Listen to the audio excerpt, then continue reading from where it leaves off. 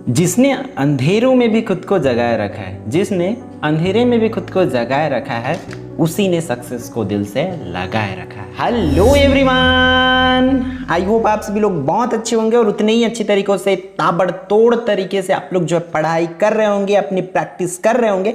तो इस practice set की सीरीज में हम लोग आपके सामाजिक विज्ञान की सेट सी को देखने वाले, जिसकी की प्रैक्टिस जो है आपको करना है ताकि आपके एग्जाम के लिए जो तैयारी है, प्रिपरेशन है, बहुत बढ़िया से हो पाए। ठीक है, तो सेट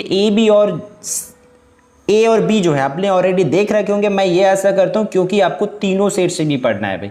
पर्टिकुलर किसी एक सेट से आपका कंप्लीट क्वेश्चंस कभी भी नहीं आ सकता, क्योंकि एक सेट में ऑल इंपॉर्टेंट क्वेश्चंस को डालना पॉसिबल नहीं है। इतनी सारी इंपॉर्टेंट क्वेश्चंस है, लगभग हर एक चैप्टर से 5 से 6 क्वेश्चंस है।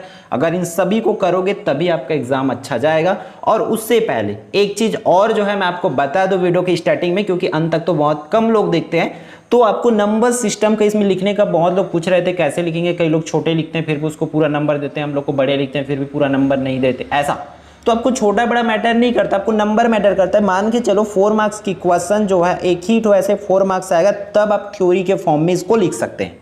ठीक है, अगर एक ही 4 मार्क्स का ऐसा आया या 5 मार्क्स का ऐसा आया, 6 मार्क्स का ऐसा आया, तब आप 4 मार्क्स उसको थ्योरी के फॉर्म में बड़ा सा पैराग्राफ में लिख सकते हैं। बट अगर इसको ऐसे तोड़ दे तो 1 + 1 + 1 + 1, तब आपको इसको 4 हेडिंग में या 4 पॉइंट में डाल के लिखना पड़ेगा। समझो, इसी तरीके से लिखोगे, जो चेकर जैसे आंसर चाहते हैं वैसे आंसर दोगे तभी आपको पूरा नंबर मिलेगा। ये 2 + 2 में रहेगा तो आपको इसी के अकॉर्डिंग 2 हेडिंग डाल करके उसको थोड़ा 2-2 नंबर के लायक बड़ा सा लिखना पड़ेगा।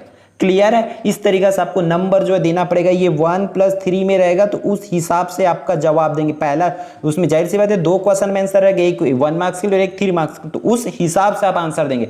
4 मार्क्स, 5 मार्क्स और 6 मार्क्स के लिए ये रूल जो है पूरा का पूरा अप्लाई करेंगे आप, तभी आपको अच्छा नंबर मिलेगा। और दूसरी बात ये बता देता हूँ बिफोर क्वेश्चन कि कई लोग बोलते हैं कि हम अपने मन से लिखेंगे तो नंबर देंगे। हाँ देंगे, लेकिन भाई आप रिलेटेड लिखोगे तभी। याद रखना, रिलेटेड। आपको पूछ कहीं और है, आपको पूछ रहे रायपुर जाने का रास्ता, आप बताओगे बिलासपुर जाने का, तो कभी भी आपको नंबर नहीं देंगे। मैं सही बोल रहा हूँ। आप रायपुर जाने का रास्ता भले आप कहीं से ले जाओ, लेकिन रायपुर ही पहुंचाओ। बिलासपुर पहुंचाओगे तो नंबर 0 मिलेगा। ठीक है, समझ गए होंगे मेरे बोलने का मतलब। आपको जो पूछा जा रहा है उसी के अकॉर्डिंग ही, या जिस रास्ते से भी ले जाना है ले जाओ, कोई जरूरत नहीं है। सही एकदम बुक में जो ऐसा रास्ता बताया वैसे ही ले जाओगे। अपने मन से ले जा सकते हो, लेकिन जहां बोल रहे हैं ले जाने के लिए वहीं ले जाओ, वही रास्ता बताओ, तभी आपको नंबर मिलेगा। ठीक है, तो आप लोग समझ गए। फिर चलो देखते हैं क्वेश्चंस को। सूचना का अधिकार के लिए आंदोलन की शुरुआत किस राज्य में हुआ था, उसको आपको करना है। नेक्स्ट क्वेश्चन की बात करें तो इस पर देखो क्या लिखा है, हरित क्रांति से फसल बढ़ी है। किस फसल के उत्पादन में जो है वृद्धि हुआ है हरित क्रांति से, उसको आपको लिखना है। ऑप्शन में आपकी गेहूं, ज्वार, बाजरा, दलहन। ठीक है, फिर कर लेना। इंग्लिश मीडियम वाले लोग नीचे जो है आप लोग देखते जाएंगे। फिर नेक्स्ट क्वेश्चन के बारे में बोलते हैं। इस पर क्या दिया, इनमें से कौन सा जैविक संसाधन नहीं है। ठीक है करके नहीं पूछ रहे, यहां पर नहीं है तो इस वर्ड्स को ध्यान देंगे। नहीं है, कौन नहीं है इसमें से चारों में से, उसको आपको टिक करना है और लिखना है। ठीक है, 4th वन देख लेते हैं। इस पर सरकार द्वारा बिजली की सुविधा प्राप्त की जाती, क्यों किया जाता है भाई, उसको आपको लिखना है। इन चारों में से कोई एक आपका करेक्ट आंसर है। ठीक है, 5th वन की बात करते हैं। ठीक है, 5th में क्या दिया गया, जैसे कि आप लोग देख पा रहे हैं, भारत में कहां महिलाओं के लिए आरक्षण की व्यवस्था है। लोकसभा में, विधानसभा में, पंचायती राज व्यवस्था में, मंत्रिमंडल में, किस में है, कोई एक ही इसकी करेक्ट आंसर है तो उसको आपको लिखना रहेगा। क्लियर है? तो ये रहा 5 मार्क्स। फिर आगे देख लेते हैं, इसके रिक्त स्थान की पूर्ति कीजिए, fill in the blanks. Important question, रबी की फसल की मुख्य खाद्यान्न खाली स्थान है, उसको लिखना है। पर्यावरणीय दृष्टि से खाली स्थान प्रतिशत भूभाग पर 1 होने चाहिए। ठीक है, नेक्स्ट क्वेश्चन की बात करते हैं आपके क्वेश्चन नंबर 3 की। तो देखो इस पर क्या दिया हुआ है कि औसत आय को खालिस्तान आय भी कहते हैं, उसको लिखना है। फिर 4th वन की बात करें तो सबसे ज्यादा कुपोषित होने की संभावना जो खालिस्तान वर्ग, मतलब इसमें उम्र को लिखना पड़ेगा आपको। ठीक है, क्वेश्चन नंबर 5 की बारे में बात करें तो भारत का सबसे बड़ा समाचार एजेंसी कौन सा है, उसको लिखना है। तो लगभग जिस चैप्टर से क्वेश्चंस आया हुआ है आप लोग देख पा रहे हो, उसी चैप्टर से आएगा। आप लोग 1 मार्क्स की कंप्लीट तैयारी करना चाहते हैं तो वीडियो अवेलेबल है भाई, जा करके आप लोग देख सकते हैं। ठीक है, जिसमें हमने क्वेश्चन बैंक के सॉल्यूशन बताया। आप परीक्षा बोर्ड सर जो भी होगा, प्रीवियस ईयर जो भी होगा, मॉडल पेपर जो भी होगा, आप वहां से तैयारी कर सकते हैं 1 मार्क्स वाले क्वेश्चंस का। ठीक है, फिर आगे बढ़ते हैं। आपके इसमें से देखो क्या दिया है भाई, आपका उचित संबंध जोड़िए। तो जीवन प्रत्याशा, टेलीविजन, डूमा, सुभाष चंद्र बोस, उत्पाद शुल्क, इसको आपको मैच कर लेना है। क्लियर। फिर इंग्लिश मीडियम वाले लोगों के लिए दिखा लेते ताकि उन लोग भी मैच कर ले अच्छे से। देखो ये वाली जो पोर्शन है आप लोगों के लिए, ठीक है, तो इसको कर लेना अच्छे से। फिर आगे देखते हैं यहां से आपका 2 मार्क्स वाले इंपॉर्टेंट क्वेश्चन। फर्स्ट क्वेश्चन आपकी स्क्रीन पर है, क्या बोला जा रहा है भाई, देखो आपके विचार में विकास क्या है, विकास को मापने की। यहां पर देखो एक्चुअल में एक ही क्वेश्चन आएगा, मैं 2 क्वेश्चन को एक साथ जोड़ दिया हूं ताकि आप रिलेटेड क्वेश्चन जो है कर पाओ, ठीक है। कोई एक ही क्वेश्चन इसमें से पूछा जा सकता है आपको एग्जाम में, तो कर लेना इसको। फिर वी उपनिवेशीकरण, तो उपनिवेशीकरण भी पूछा जा सकता है, फिर वी उपनिवेशीकरण भी आपको पूछा जा सकता है, तो दोनों क्वेश्चंस को अच्छे से कर लेंगे। फिर नेक्स्ट क्वेश्चंस के बारे में बोलते हैं, जापान ने किस परिस्थिति में आत्मसमर्पण किया, ऐसे क्या हालत हो गई थी, क्या ऐसा क्या सिचुएशन आ गया था कि उनको आत्मसमर्पण करना पड़ा था, उसको आपको लिखेंगे, ठीक है। फिर नेक्स्ट आपका क्वेश्चन नंबर 5 देख लेते हैं। इस पर पूछा जा रहा है कि बफर स्टॉक क्या है। फिर आयकर और उत्पाद शुल्क में आपको 2 डिफरेंसेस जो है लिखना है, 2 अंतर आपको लिखना है, ठीक है। नेक्स्ट यहां से 3 मार्क्स वाली क्वेश्चन से स्टार्ट होती है। नंबर सिस्टम को आप लोग एग्जाम पर ध्यान देंगे, मैं जो बोला हूं 3 मार्क्स भी ऐसा भी हो सकता है 1 + 2, तो उसके बेसिस पर ही लिखेंगे। अगर 3 नंबर दिया तो एक ही तो आप 3 नंबर के हिसाब से लिखेंगे, ठीक है। तो नंबर सिस्टम को पूरी तरीके से ध्यान रखेंगे तभी आपको अच्छा से अच्छा नंबर मिलेगा।